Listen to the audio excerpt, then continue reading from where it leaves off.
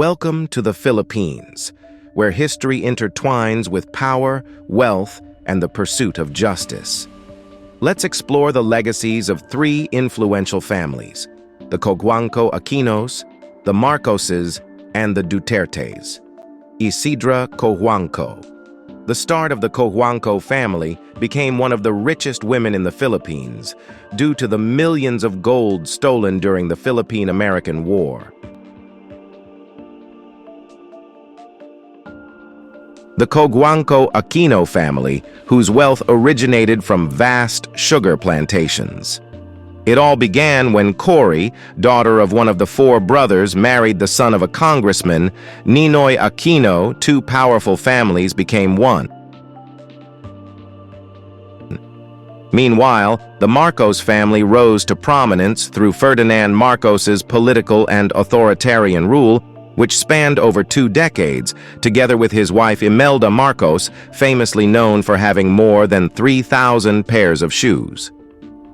The Aquino-Marcos rivalry started when Marcos sent Cory's husband Ninoy Aquino, a former senator and journalist, into exile for publicly criticizing Marcos's government. Ninoy Aquino was assassinated as soon as he landed in the Philippines from exile.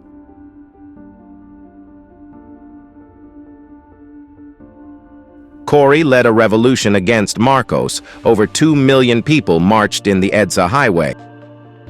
The Marcos family fled the Philippines in exile to Hawaii in 1986. He will live there until his death in 1989.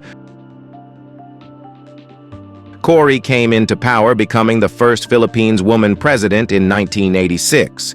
Marcos's body was given permission to come back in the Philippines in 1993. His body would be preserved in their home because his family vowed to keep him there until the government acceded to their demands for a burial in Manila's National Heroes Cemetery with full military honors.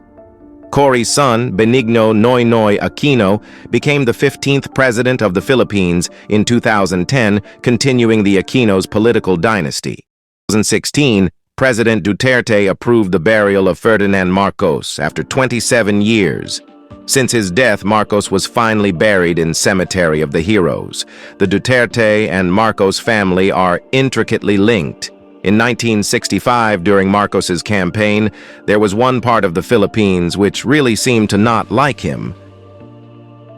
The southern part of the Philippines, Mindanao.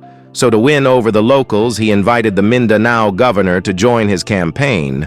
The governor's name, Vicente Duterte, Rodrigo Duterte's father. His father died under Marcos's cabinet, and the Duterte family drifted out of political eyes for nearly 20 years. In the first elections after Marcos left, Duterte was elected as Davao City mayor. Rodrigo was the polar opposite of the Marcoses. Instead of collecting jewels and shoes, he was collecting guns. He was mayor for over 22 years. He had a gold-plated Roe revolver on his desk. He was almost always in aviator sunglasses. He took the toughest possible stance on crime-encouraging vigilante groups, usually made up of off-duty policemen, to go around killing drug addicts.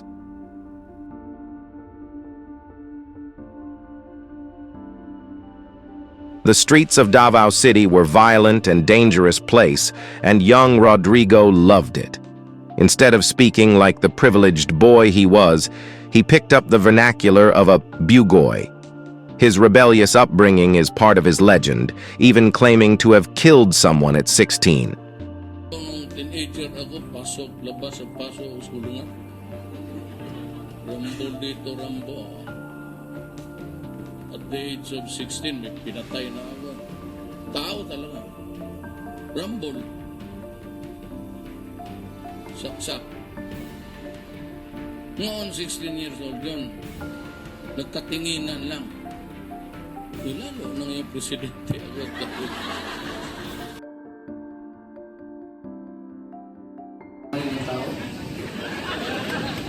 Graduate na lang kami sa San Bernardo.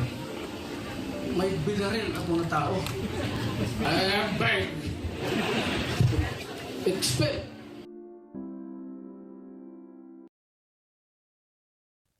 In January this year, a big rally was held in the second largest city in the Philippines. It was billed as a prayer meeting, but there was more swearing, sexy dancing, and threats than your traditional prayer meeting. Also, no actual religious leader was present. The mayor of Davao City was the first to talk, and it became a threat by reminding Bongbong of famous leaders that were killed. From now on, before you go to bed, think of the Romanovs, Benito Mussolini and his wife, and maybe you'll reconsider the direction that you are taking. Then Baste's dad, Rodrigo, that used to be a president, suggested that Bongbong was an addict. May drug addict tayo na presidente, putang inang yan. Bongbong replied, I think it's the fentanyl. Fentanyl is the strongest painkiller that you can buy. I hope his doctors take better care. both families are historically linked. Sometimes they're rivals, sometimes they're allies. They are the Montagues and Capulets of the Philippines.